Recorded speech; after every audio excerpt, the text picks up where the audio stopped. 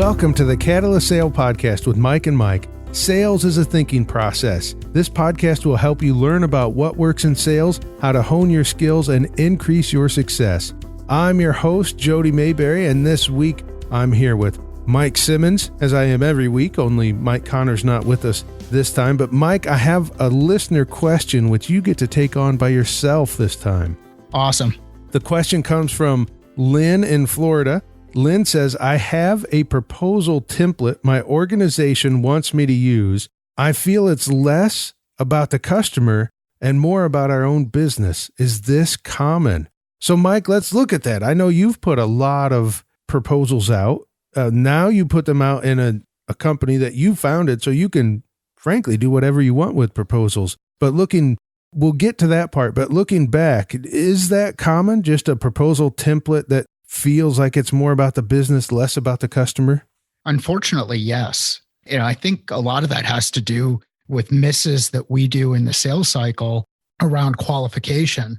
We jump from validation to proposal. We don't have a lot of context to deliver to the customer. And ultimately, the meat of the proposal ends up being things about our organization, things about pricing for whatever it is that's being delivered, maybe some information about product. And in the best case scenario, in this instance, the best case scenario, there's at least some kind of next steps that ask the client to do something else as a follow-up here so that you can keep things on track. So unfortunately, yes, it's common. Is it what we do at Catalyst? It is not. It's not how we coach our team. It's not how we coach our teams inside our organization, nor is it how we coach our teams with the organizations or inside the organizations that we work with.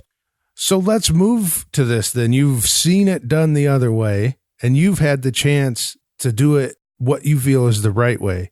Tell us more about what you do inside Catalyst Sale when it comes to writing proposals. Yeah, so I've got to be a little careful here because I know we did a podcast before on proposals, so that may be more of a high-level discussion around this, and here we're going to get into some really more detail. So from a structure perspective, I always start with my understanding or our understanding of the customer. It's a hello, Jody. Hi, Jody. Jody, depending on whatever the salutation might makes sense, depending on the market that you're going to.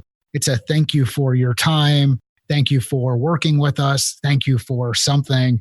And then it's a my understanding or our understanding of your business, our understanding of the challenges that you're running into, our understanding of what's important to the customer based on what they've shared with us previously.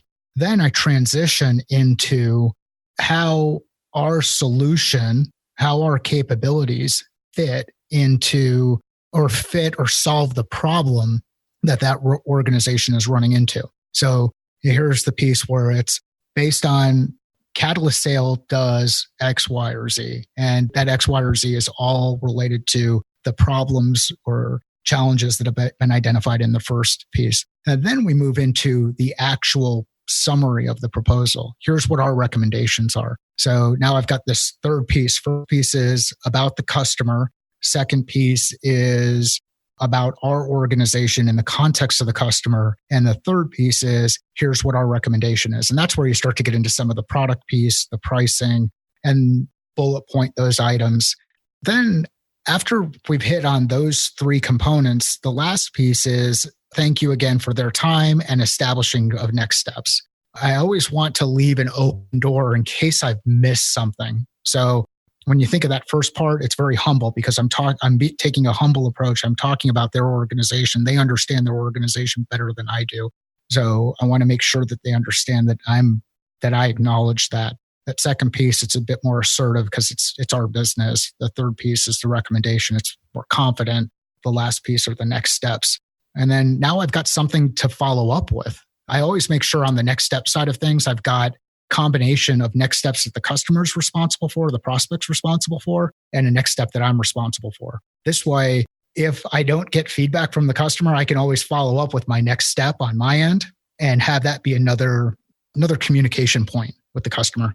One thing I'm curious about, because I send out proposals myself, is When you send a proposal, do you just send a proposal on its own, or do you send it as you're on the phone with them? Do you deliver it in person?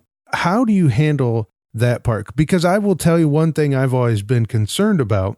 If they see my proposal and I'm not on the line with them, the first thing they'll do is scroll down until they see the price. And if it's too high, I don't hear from them again. That's always been my concern. So I try to make sure I'm on the phone so we can talk it through.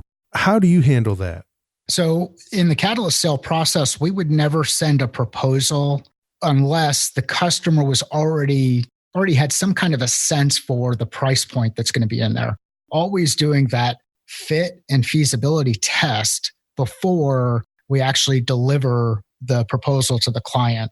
So let's talk hypothetically. Situation is, I've already gone through qualification. I didn't get a chance to do fit and feasibility. I know the fit on my end that we're going to be able to, it's going to work. On the feasibility side, I'm a little bit uncertain because I don't have direct access to the decision maker. I'm only working with an influencer and I know the information is going to be relayed to somebody else. In that scenario, I would say, based on my understanding of our discussions and the solution that we've discussed, here are our recommendations. Please let me know if I missed anything, or please let me know if you have any questions. And that let me know piece, I'm trying to work on that language. It ends up being my language because language that it's a crutch for me. I know sometimes people look at that and they'll say, well, nobody's ever going to let you know.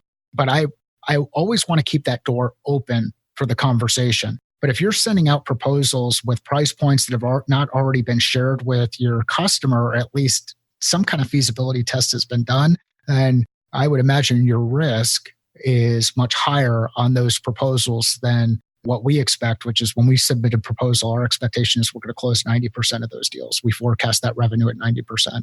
That's pretty good. And great advice. Great advice, too. I want to take us back to Lynn's question. So Lynn is in an organization that uses proposal templates that are about the business, not about the customer. Is there anything you can do if you're in that situation? If you have the feeling our proposals just aren't right, but this is what we're being asked to use, what advice do you have for Lynn in that situation? I would start testing. I would test ideas and concepts, and it depends on how much latitude you have in the organization. If you're working under a high level of autonomy and you've got the latitude to test ideas with customers and then provide that feedback back to your organization, then test with customers. If you don't have that level of autonomy, or you're relatively new into the role, or you don't have a lot of experience in this area, and you take on that idea that we've talked about before, which is never fail alone, then test the concept with other members of your team, subject matter experts, sales leadership. Share your idea of what an alternative proposal might look like. I know that if I got an alternative proposal from a member of my team, I'd review it, I'd provide feedback, I'd ask questions, and we might ultimately get back to the point of keeping it with the current structure we use. But at least at that point, then Lynn knows, then Lynn is getting engaged. I think another thing to really highlight here is if every one of your proposals looks the same, meaning you're using the same language, you're starting with a template and you're doing find replace for company names, you're going to run into a situation where you accidentally send a proposal to Cisco that has Microsoft's name in it. And your credibility, everything that you build up is shot because they now know you're working off a template and they're just moving the customer through your process. So even when I'm starting with a new proposal, I usually start with a blank slate. And then I add in components that I might have used before, some language that I might have used before, if it makes sense for the customer that I'm working with.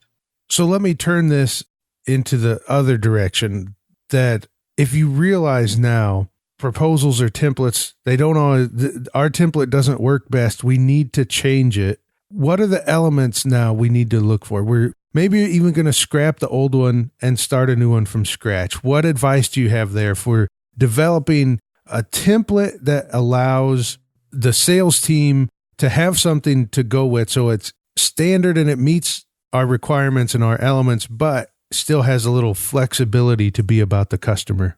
Yeah, awesome question. Something like, from a process perspective, something that's repeatable, right, and scalable. So what I would do is I would start with that structure, and I might have a salutation, a thank you, then general notes about what goes into what questions we should be able to answer about the customer's business in that first section around the customer. And maybe even have some structured language around that kind of helps get the rep moving in the right direction. Then I'd get into, here's how we traditionally refer to our business in the context of this understanding or where this product is the right solution.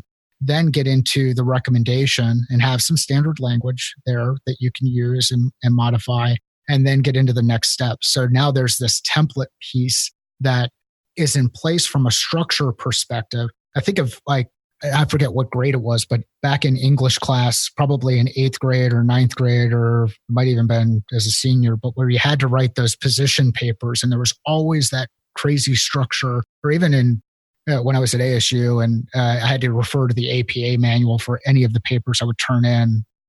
Provide the structure, provide the example, but don't write out all the content. If you find out though that your business is a bit more transactional and it really makes sense to have that content in a boilerplate area, then there you could actually create a really good template that just basically says insert thing about customer here, insert thing about customer here, description of us, description of fit in the product, identification of next steps, and then give the rep a chance to remove any of the next steps that don't apply. So there is a way to templatize this in the right scenario. Well, Mike, this has been really helpful. I know for me personally, because I put out a lot of proposals as well. Do you have any final thoughts for us about proposal writing? The first thing that comes to mind is if you're not getting a direct response from clients when you send out a proposal, it's probably you and not them. So go back in and look at your process, look at the information that you're sending out, and ask yourself, would you respond to this? Once you've made it past your own feasibility test around responding, then ask some members of the team, would you respond to this? Share it with people inside the organization, get feedback, take that feedback and apply it. The second thing that I would highlight is don't rush the process. Even though I know the customer wants a price, I know that's what they're asking for. Answer the questions, the fundamental questions that you have about organizations that you traditionally work with, and incorporate that data into the proposal so that it looks personal, it looks customized to the organization. Take that extra step, and I expect you will begin closing more business. Well, thank you, Mike. This has been a helpful episode. If you have a question you would like Mike to tackle on an episode of the Catalyst Sale podcast, you can send it to hello@catalystsale.com. You can find out what we're up to and find past episodes of the show on catalystsale.com, or you can follow us on Twitter @CatalystSale. Thank you so much for listening to the Catalyst Sale podcast.